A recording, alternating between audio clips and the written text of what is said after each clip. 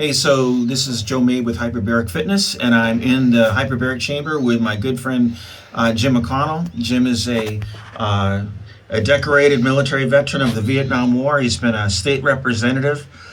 He's a good friend of mine because he's a no-nonsense guy. And Jim, so why'd you come here? Well, I came because I had a hernia operation and a seroma developed. After the hernia operation, the seroma is an accumulation of fluid. And it was like an elongated golf ball. And it was my groin, and whenever I'd roll over when I was sleeping, I couldn't do it. I'd have to wake up, and it was miserable. And I saw the doctor, and he said, yeah, that's a big one. And I said, well, how long is it going to take to get rid of this thing? And he said, well, I hopefully offered a month. He said, no, more like 6. Well, I decided that wasn't going to do. So after a little while, leaving the doctor's office, it grew some more. And I finally decided I have to do something. And knowing about this, I thought, well, at least it's an option. Maybe it'll work.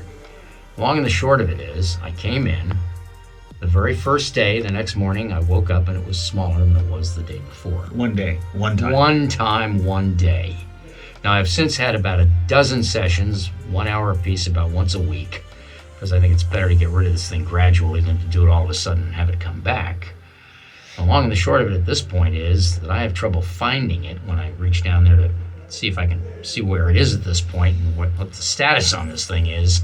But I'm very close to saying goodbye to this thing, and I hope it's going to be permanent, and I expect that it will. And it's all due, I'm firmly convinced, to the chamber. Wow. And so that's called, it's not really, it's kind of a hematoma, but what is it? It's a... Well, a hematoma is blood. Okay. And this is a seroma. Okay. A seroma is liquid.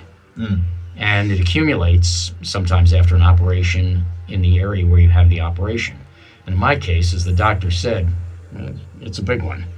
And of course, I'm a little guy and I don't need this. Yeah. The long and the short of it is, it's something I wanted to get rid of, and frankly, there were no other options that I was aware of other than having some sort of an operation, which obviously I didn't want to do.